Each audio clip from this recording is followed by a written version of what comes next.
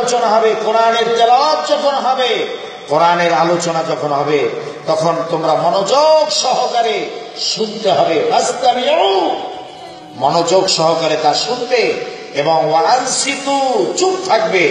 যদি মনোযোগ সহকারে শুনতে পারো আর চুপ থাকো, তাহলে আল্লাহ রাব্বুল আলামিন তোমাদের উপরে রহমত নাজিল করবেন। আমরা কি একটু সুবহানাল্লাহ বলবো না? আর এর বিপরীতে কেউ যদি কোরআনের মাহফিল থেকে অহংকার বশত আল্লাহর কোরআনকে মিথ্যা সাব্যস্ত করে ঘাড় মুড়িয়ে কেউ যদি মাহফিল থেকে উঠে যায়, তার নসিব বড় খারাপ। আপনারা তো নিশ্চয়ই সুই চেনেন, সুচ চেনেন? সুচ যেটা দিয়ে সেলাই করে, এটাকে আপনারা কি বলেন? সুচ বলেন না সুই বলেন?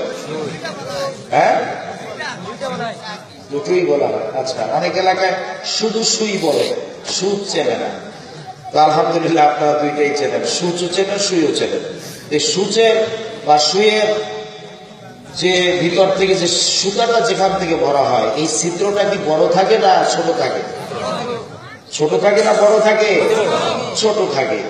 এই ছিদ্রের ভিতর থেকে আপনি মানে কি বলে বড় মোটা একটা সুতা ঢুকাতে পারবেন না। এমনকি ওর ভিতর থেকে কোন সাপ আসা যাওয়া করতে পারবে না, কোন ছাগল না, গরু না, পারবে না। অথচ আল্লাহ রাব্বুল আলামিন বলেন, ইন্নাল্লাযীনা কাযযাবু বিআয়াতিনা ওয়াস্তাকবারু আনহা লা তুফাত্তাহু লাহুম আবওয়াবুস সামা ওয়া লা ইয়াদখুলুনাল জান্নাতা হাত্তা ইয়ালিজাল জামালু ফি সামিল খিয়াত। আল্লাহ রাব্বুল আলামিন বলেন, যে ব্যক্তি আল্লাহর কোরআনকে মিথ্যা সাব্যস্ত করবে, কোরআনের আলোচনাকে অগ্রাহ্য করে চলে যাবে, তার জন্য জান্নাতের দরজা খোলা হবে না, আকাশের দরজাও খোলা হবে না। ওয়ালা ইয়াদখুলুনাল জান্নাতা হাত্তা ইয়ালিজাল জামালু ফি সামিল খিয়াত।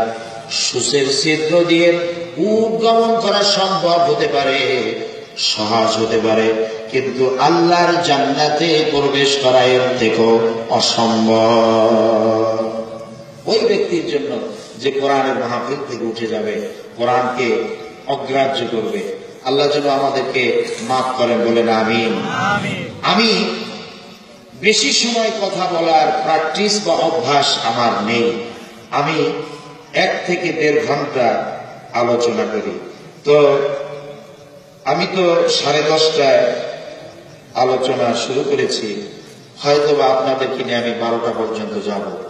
এখন প্রায় 11টা বেজে গেছে, প্রায় 5 মিনিট বাকি আছে। সর্বোচ্চ আমি 12টা পর্যন্ত আপনাদেরকে নিয়ে যাব। এই শীতের রাত, বেশি রাত তো আপনার